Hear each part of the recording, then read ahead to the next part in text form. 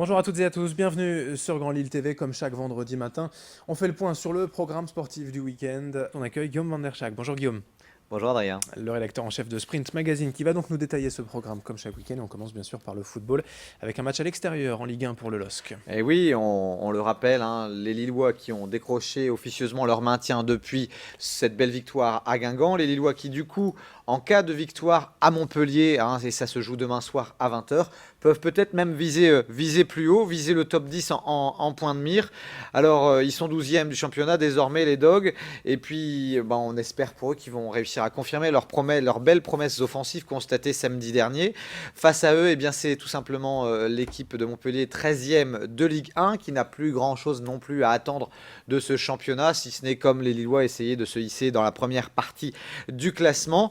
Attention, Montpellier reste sur une belle petite dynamique malgré la défaite au Parc. Et puis les hommes de Franck Passy devront composer avec quelques absences. Toujours Vincent Enyema, qui sera certainement indisponible jusqu'à la fin de saison à cause de sa blessure au genou. Mais il avait été dignement remplacé par Mike Maignan face à Guingamp samedi dernier. Alors attention, parce que face à Montpellier c'est une équipe qui n'a perdu que 4 fois sur sa pelouse à domicile depuis le début de la saison, en 17 rencontres. Et puis néanmoins, Montpellier, c'est une équipe qui encaisse parfois beaucoup de buts. Donc va falloir essayer d'en profiter. En tout cas, c'est un match en or pour les Lillois pour essayer de rentrer peut-être dans le top 10, qui sait. Un peu dans le même cas de figure, finalement, Valenciennes peut finir dans le top 10 ce week-end. Exactement, les Valenciennois sont désormais à l'abri. Ils ne peuvent plus être relégués mathématiquement. Et donc le VAFC se déplace en Corse pour y affronter le GFC Ajaccio. Une victoire permettrait aux Valenciennois d'enchaîner une 4e victoire de rang, ce qui ne leur est jamais arrivé cette saison. Et puis le RC Lens, ce n'est même plus un joker là, qu'ont les Lensois lundi soir, il faut gagner. Ouais, c'est victoire impérative face à Laval, qui est lanterne rouge de la Ligue 2. C'est un match en plus à domicile. Les supporters attendent beaucoup de Lensois qui sont vraiment dans une mauvaise passe. C'est le match idéal, Adrien, pour se relancer. Et puis on peut même le dire, une défaite lundi soir au Stade Bollaert pourrait quasiment condamner les Lensois à ne plus pouvoir décrocher ce fameux ticket pour la Ligue 1. Alors attention, c'est vraiment victoire impérative.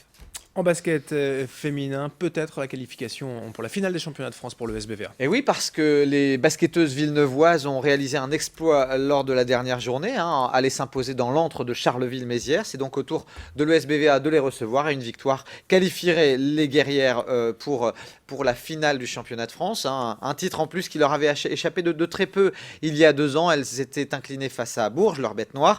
Donc l'ESBVA reçoit Charleville-Mézières, c'est demain à 17h au Palacium de Villeneuve-d'Ascq pour un match retour qui vraiment leur tend les bras. Pas de faux pas, on l'espère, pour les joueuses de Fred Dussart. Voilà, on les encourage, bien sûr, on leur souhaite toute la réussite demain 17h au Palacium. Chez les garçons, d'abord le programme de la Pro A. Oui, avec un match capital, c'est le derby, avec le BCM Gravelines qui se déplace au Portel.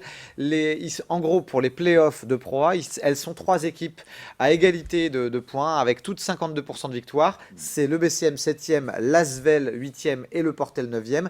Donc là, sur ce derby, le vainqueur aura de vraies chances de participer aux playoffs, alors que le vaincu aura peut-être des difficultés à obtenir un ticket pour les phases finales. Et puis quel programme pour les régionaux en Pro B?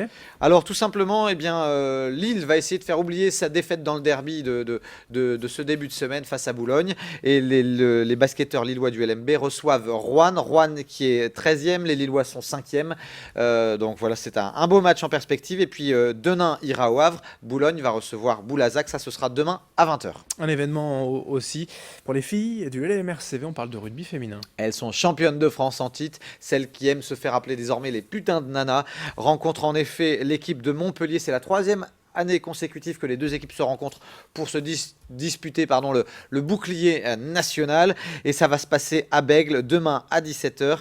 Elles vont tenter de réaliser face aux Héroltaises le remake de la finale 2016 qui leur permettra de conserver peut-être leur titre de championne de France. On n'en parle pas souvent, mais il y a quand même une belle compétition d'équitation ce week-end. Et oui, même une très grosse compétition, parce que c'est un 3 étoiles. Ça se passe du côté de Maubeuge, le CSI de Maubeuge qui, comme chaque année, accueille son Jumping International avec, pour ses 20 ans, l'événement qui proposera un plateau assez extraordinaire, avec notamment la présence de Michael Defy ou encore du très talentueux français Harold Boissé, vainqueur du Grand Prix l'année dernière. Harold Boissé qui est très très connu dans le monde hippique. Et puis de l'athlétisme, il y a pas mal de choses à dire, je crois, ce week-end. Oui, beaucoup de choses à dire, mais si on devait garder qu'un seul événement, ce serait bien sûr les fameuses 20 km de Marwal. Ils seront encore des milliers à se confronter à ce parcours plutôt champêtre et bucolique du côté de Marwal. C'est un rendez-vous forcément incontournable pour les meilleurs coureurs de la région. C'est une course dont on dit qu'elle est une très bonne préparation pour ceux qui veulent préparer un marathon.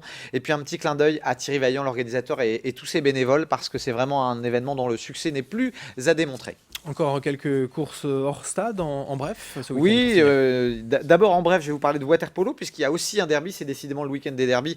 Il y a un derby entre les francs-nageurs de Douai qui reçoivent les enfants de Neptune de Tourcoing, hein, et ça c'est à la nouvelle piscine de Douai. Il y aura aussi, là c'est aussi de la course à pied, mais un peu comme c'est à la mode, les courses à obstacles avec la Vikings Day du côté de Wimereux avec 11 km et 25 obstacles qui vont jalonner le parcours. Il y aura aussi l'enfer de Bergue et puis un trail à Bulle-les-Mines. Et enfin, ici dans la métropole lilloise, eh bien, c'est l'événement Bousbec à plein poumon avec un 5 et un 10 km, Adrien. Il y avait même encore plusieurs autres courses dans la région des Hauts-de-France, en Pas-de-Calais, Picardie, mais on ne peut pas tout choisir. En tout cas, il y a de quoi faire ce week-end hors stade. Merci Guillaume pour ce programme. Merci et bon week-end à tous. Et bon long week-end du 1er mai. On se retrouve donc normalement mardi pour débriefer tout cela. Merci à vous d'être fidèles au rendez-vous sur Grand Lille TV. Dans un instant, l'information continue.